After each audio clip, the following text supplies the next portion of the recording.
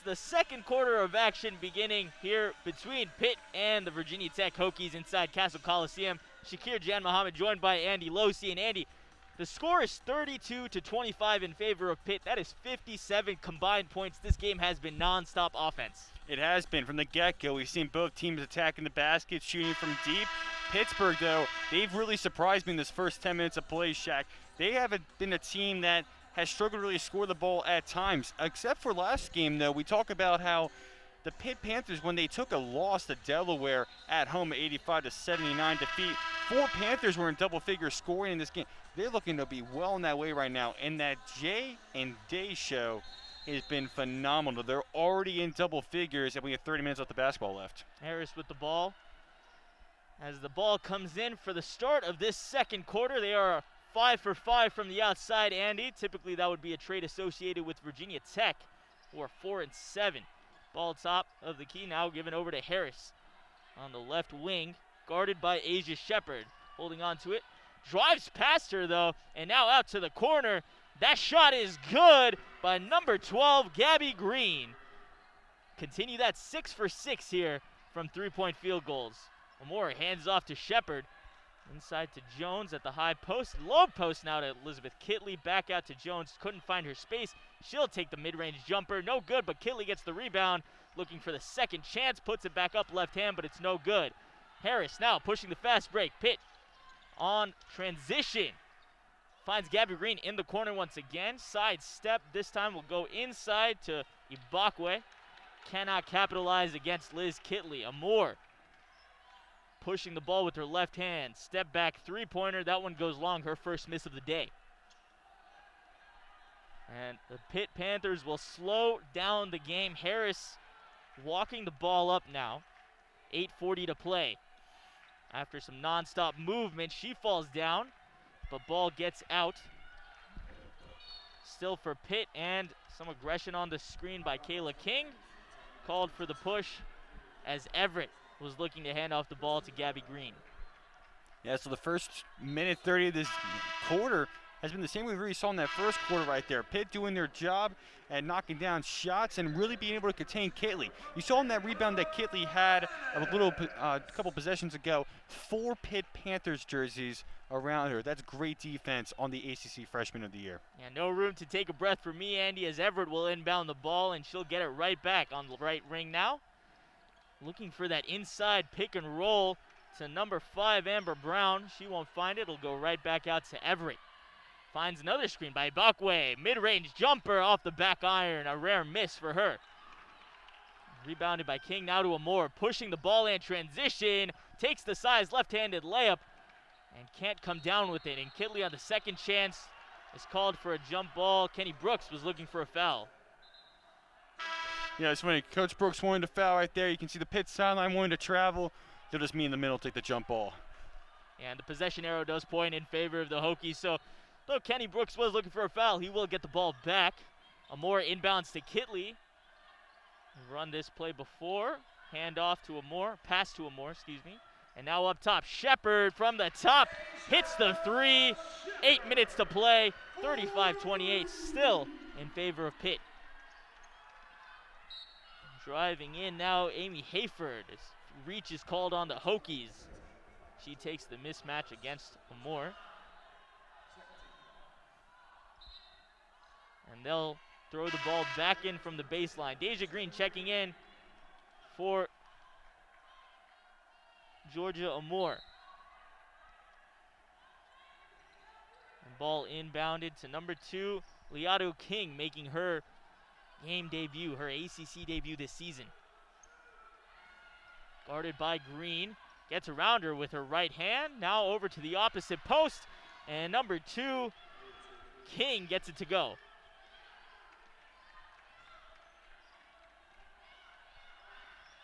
Kayla King, left side wing, no good, and Pitt cannot keep that ball in bounds as it rolls out. Virginia Tech will hold on to it despite their miss. I don't know what this Virginia Tech shot selection here in the second quarter, Shaakir. I feel like there's some shots that are being rushed from the Hokies on the offensive end. Defensively, they're doing a good job so far, but I just feel like there's some shots that they're throwing up that aren't really the high percentage jumpers. Well, Asia Shepherd, she'll take the running floater, a very low percentage shot, exactly what you were saying, as she runs into traffic and lets it go with her right hand. And now Harris for Pitt finds the screen off of number 14. And Liadu King hits the layup once again. Immediate impact for her. A lot of these bench players able to come off for Pitt and score. Kayla King now at the top for Virginia Tech. Elizabeth Kitley on the left wing. She can shoot the three. They'll send it to Ennis and now to Green. Right side. Back to King. Up top. Three ball is loose and it's good. 6:40 to play. And Virginia Tech starting to cut back. 39 to 31. 39 to 31. Jump shot by Harris. Rims out. And Michaela Ennis went up for the ball, but comes down with a call. Virginia Tech will hold on to the ball. Easy as we gear up for game number 3. There's the opening tip, and Cal are looking for a series sweep as we enter the opening 5 seconds. Stewie, a quick shot towards the goal, but Wasabi's there for the save, as is the rest of the team. And now Cal can start their first offensive aggression of the matchup, sending it towards the corner. There's Trash to try and slow things down. And now back towards the midfield, ball towards the goal. A shot on target, but a big save. And Cal denied their first opportunity to get on the board. Both of these teams already with early opportunities. Trash here, a save by Richard on the goal line to deny the Dragons an opportunity to take, I think, is their first potential lead of the series. But already both of these teams in game number 3 coming out swinging and trying to leave it all on the field, as we have to remember the Dragons are on the verge of elimination from this tournament. Oh my. Straight to the pocket of the top corner right there. Nobody in the net for the Dragons. And Richard pops it through. Actually, 2 guys in the net, or 2 people in the net for the Dragons, but out of position nonetheless. And Richard right up there, upper corner, clean. Talk about being clean. Talk about accuracy on that one from Richard. What a wonder strike of a goal there. Somebody definitely needs to clip that one and send it to him, because that was a thing of beauty. I was getting really concerned about this. I saw the Dragons were playing a little nicer on defense here in the opening seconds, and then a ball gets sent to the corner, pulls both players that were in the net out, and then scrambling to get back in, they open Richard up for another shot. The same thing again as Luna sends it from midfield. Nobody there to stop it, and an easy feed to their goal scorer.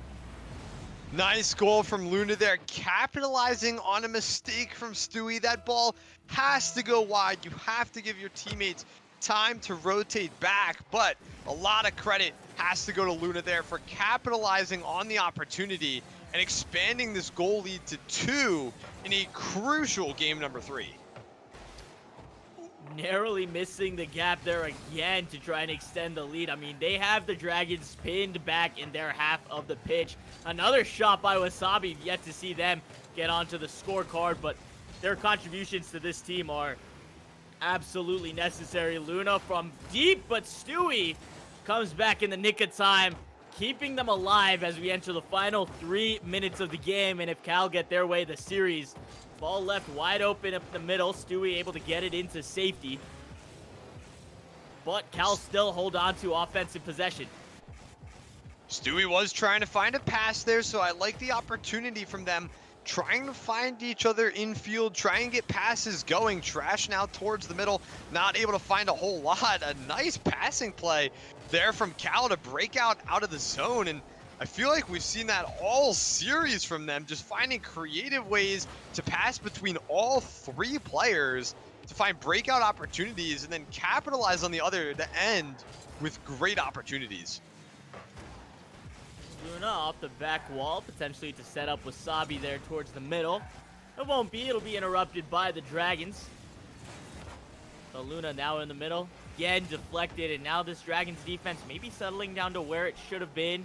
But also a side effect of all 3 players being trapped. An opening there as the ball is set out and cleared but Cal still holding control. Cal holding control, and Stewie just boomed that away there. That all started with a misstep on rotation. 2 players originally started from half field. Trash now looking for the net, able to find that one under the crossbar, right over the keeper. And this shines some light for the Dragons as they have a chance to put themselves back into a tying position in game number 3.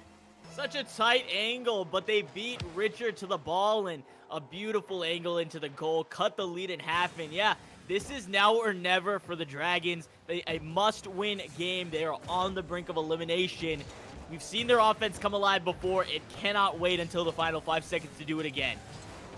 With 1:20 left in game number 3, their lifeline, their rope is quickly shortening here. Wasabi now looking for an opportunity to kind of seal this game up. I think if Cal can get 1 or 2 more goals here, they can definitely, just puncture the last hole in the Dragons, but they only need to park the bus at this point. Holding on to this 1-goal lead is all they need to be crowned victors, as Luna looking for a dangerous opportunity, but it is cleared out nicely by the Dragons. That would have been a beautiful air dribble for Luna had that shot been converted, but again, a side effect of getting locked in your own defense, and maybe a slight benefit for the Dragons is you get to pile up in that net. You can't get a lot of offensive looks out of it, but your defense does get a little bit more shored up as a result. The ball now back in danger for the Dragons. Cal pushing it, looking to solidify this game 3. As Trash coming around into the corner, steals it away, but Stewie to set it up off the side while Luna cuts it off. And now an opening towards the goal. Can Stewie get there in time? Luna misses the mark. Wasabi takes a crack at it, but Stewie is still there. And now Richard on the counterattack. A poor hit sends it up into the midfield. The final 5 seconds of this game. Towards the goal. Nearly off the post, but it's saved by Stewie. It doesn't matter if the ball goes in or not. Last chance. They're holding on to it tight. They got to send a pretty tough deflection if they want to send it over to overtime. And Wasabi's going to settle it down. They're not going to let it touch the ground. They're going to go for the goal. Looking for a double tap. Not there. And Cal with a 3-0 sweep. Oski's got to be smiling down as they take down the Dragons. Hello everyone, I'm Shaakir Janmohammad. I'm joined by Dara Mabry. Dara, what a pleasure to have you here. How are you doing today? I'm doing great. Thanks for having me. All right, well, I want to get down to the questions that the fans really want to know. So we're going to go ahead and jump into it, going into the deep end. And I think the biggest one is, what is your opinion on Kenny Brooks' beard? He has a great smile, beautiful teeth, so like his beard just kind of makes it. He doesn't really take it that seriously though. Like you'll never see him brushing it in the office, or like if he gets upset about something, he doesn't do this. He'll kind of just do this. Virginia Tech's a Nike school, but sometimes people have divided loyalties. So are you going on the Nike team or the Adidas team? I grew up wearing Nike because I played on a Nike AAU team, so I just Nike everything. Adidas does like have some cute stuff, but you can get the same thing at Nike, so. So on that court, what is your favorite shot to take? I like taking threes, not on the left side of the court, because it's weird because they say like if you're a right-handed shooter, you shoot better on the left side of the court because your eye and your hand match up at the basket, but I like the other side, like not the wing, but in between the middle and the wing, like I love that shot. If you hit that shot, that's like a mic drop moment for you. Yeah, like if I take that shot, I think it's going in every time. Who on that team do you think you're gonna score 105 points on your team? Who can you take one-on-one, Dara? I'm gonna score 105 points on Liz. On Liz? I would just bring her out to the 3-point line. Obviously, like that's the easiest answer, but I don't know about Trinity. She's just really big and strong. She like bullies me whenever we play one-on-one. So we're starting to get a pecking order. Yeah, of this team. basically. Dara, you were part of the ACC All-Academic team last year, which for that you had to average a 3.0 cumulative GPA and a 3.0 GPA in the previous semester, which is pretty impressive. So we're gonna test your knowledge here a little bit. So I'm gonna start off with, I think, something that's relatively easy. What is Avogadro's number? my gosh. I knew this in high school. I have no idea. I can't tell you that right now, but I did know it in high school. It's not pi. I don't know it. It's whatever number as long as there's toast. That's the correct answer. What? Like avocado toast. Oh, You great. just throw that out, lay it in. Next. Okay. All right. Let's finish the sentence. The mitochondria is. The mitochondria is something that has to do with your cells. It's the powerhouse of the cells. That's right. I got one right. There you go. Okay. So you were the starting guard last year.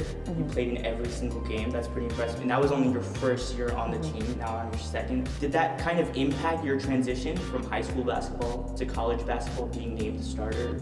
Yeah. It has an impact because I was thrown into a big position right away because I got a whole year of experience with the ball in my hands as a freshman in the best conference in the country. That's it. So kind of threw you in the deep end. Yeah, right away. No floaties. No floaties.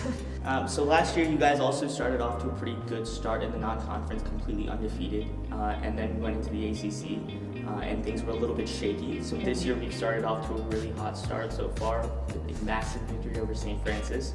So I think what the fans want to know is what's different about this year's roster than last year's roster?